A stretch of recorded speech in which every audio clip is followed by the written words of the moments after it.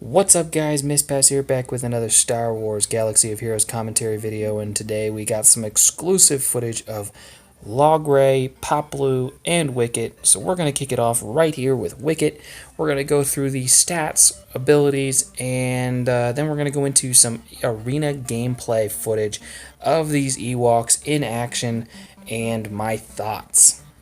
Jumping into his basic attack, it is Inquisitive Jab. It deals physical damage to a target enemy and gains crit chance up for 2 turns. If an Ewok ally calls Wicket to assist, they also gain crit chance up for 2 turns.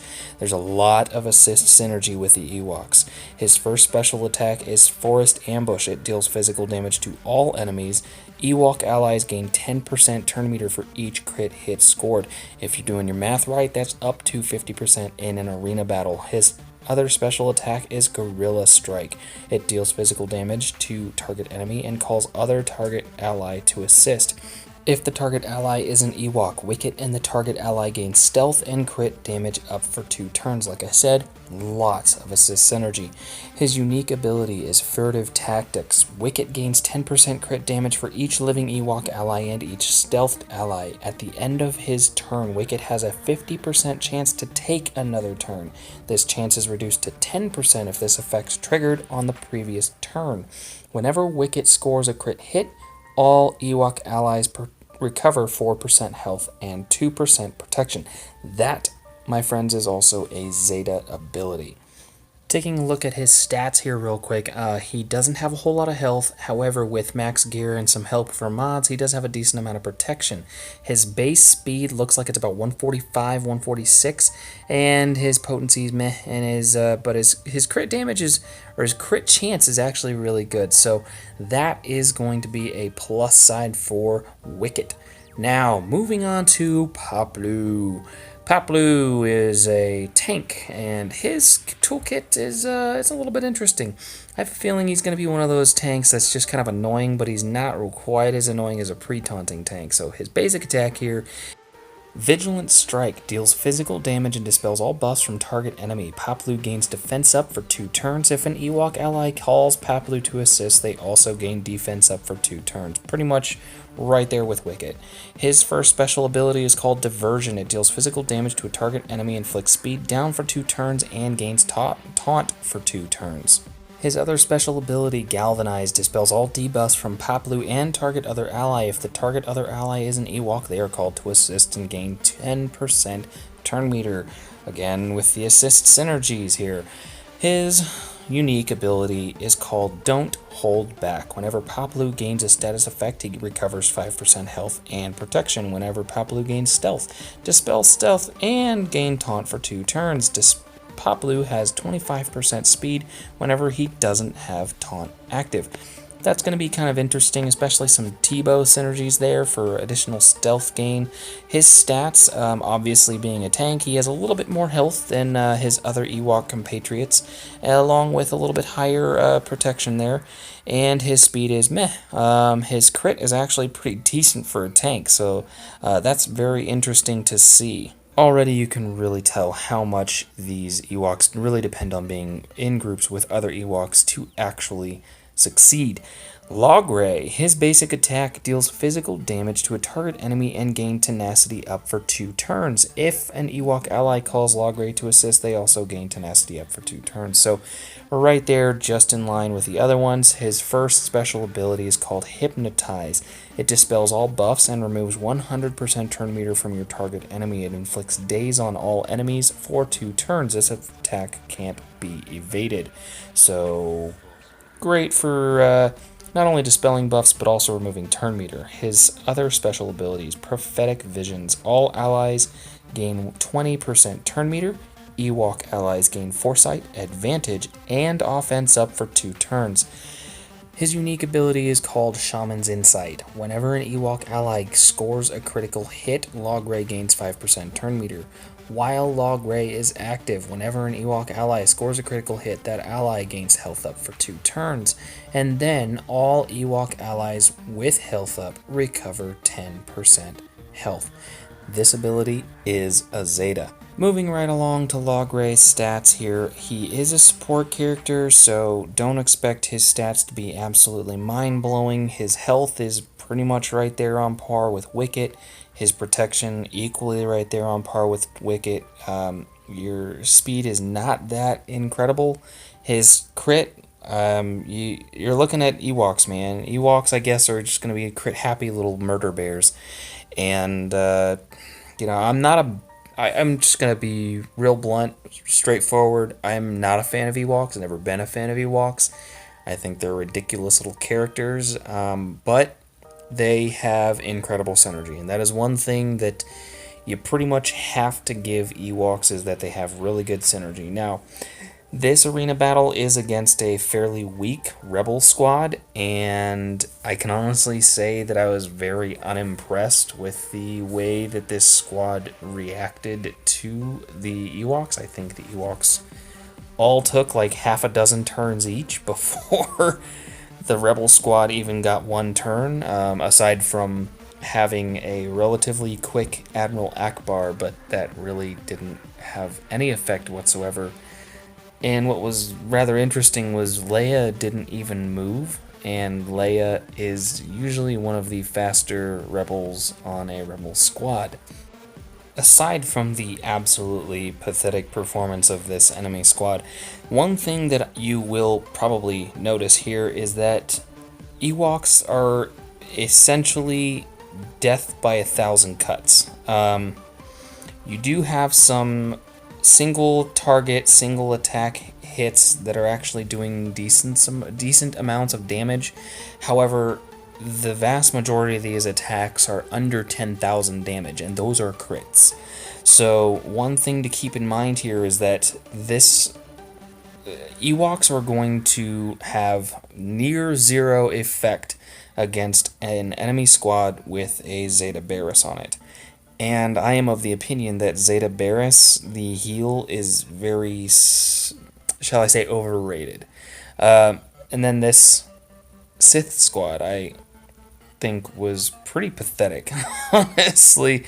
I don't think even Count Dooku went before these Ewoks, and he's fast. He's very fast. So, the other thing is, I did notice that Scout, he has very good damage potential, and obviously the assist attacks are very handy. I imagine that the Ewoks are kind of like a blend, in my opinion, of the Clone Troopers and Phoenix Squad. They have that health and protection, kind of, increase their survivability, but they're also kind of like the Clone Troopers in that, they have all of that multi-attack synergy. You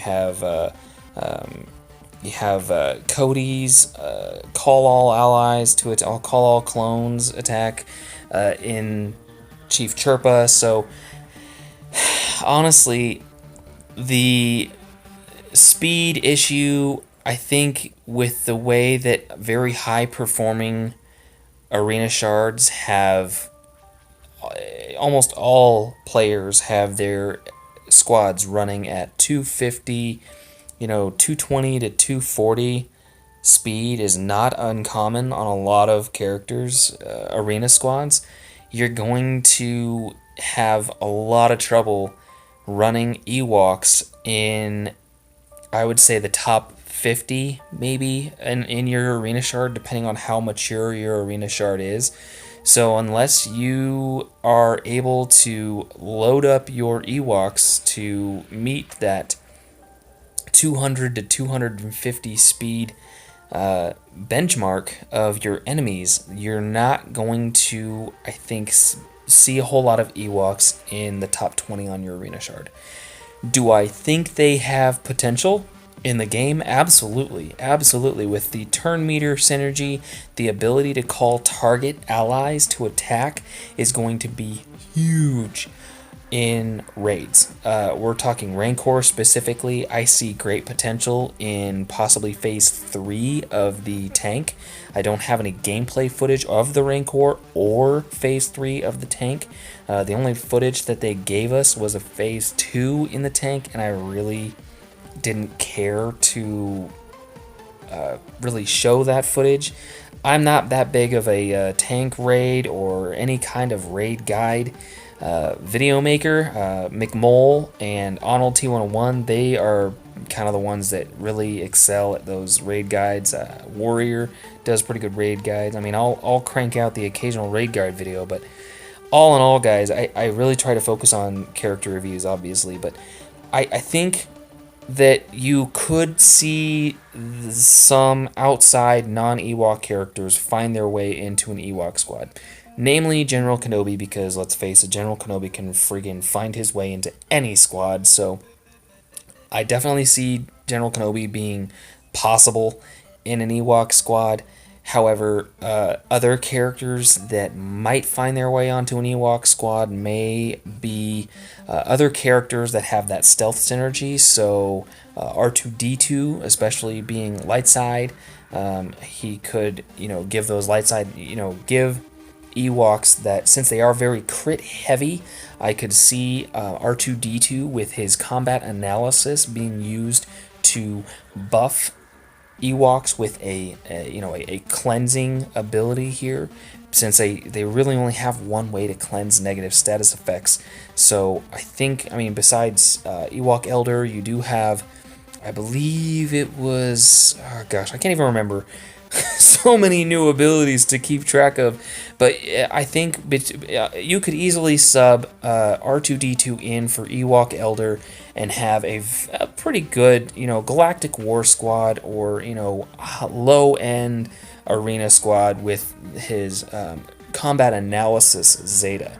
Now, his number crunch isn't really going to serve Ewoks really at all, because they're not Galactic Republic, they're not rebels, they're not droids, obviously, so they're not going to get really any kind of significant bonus from having number crunch Zeta on the squad with them. However, I do see combat analysis having, some limited application, maybe more application than I really give it credit for, because Ewoks are so crit heavy. So another thing that you got to keep in mind when you're talking about all of these crits is a Rex lead.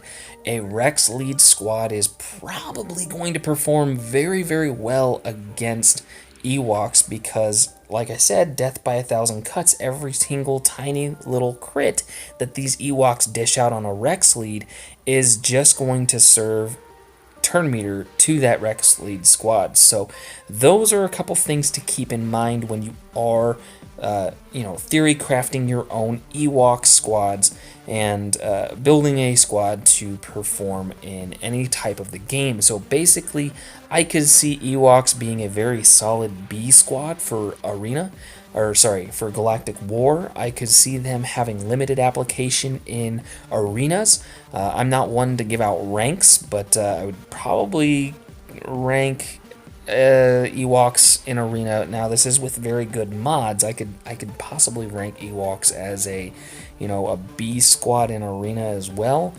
right up there with Phoenix squads. So I think that they obviously have the best application inside raids. Rancor especially. With the turn meter reduction, the stealth synergy, the ability to keep T-Bow in stealth for maximum durations with his synergies, I think you're going to see very, very, very good use out of the Ewoks in the Rancors. So if you were a low-level character, a lower-level player who's looking for a good, solid, all-around light side squad with some fun synergies, lots of extra attacks, and just a fun squad to play, I could definitely see you having a lot of fun with Ewoks. That about wraps up my first impressions video of these 3 new Ewoks we got with the Ewok invasion. I still don't know why Asajj hasn't been reworked, but maybe the Separatists will get the next faction pass, maybe Jedi. Who knows? As always, guys, thanks for watching. Like, favorite, subscribe. Check me out on Facebook, follow me on Twitter, join my Discord server to continue the conversation, and as always, I'll catch you later.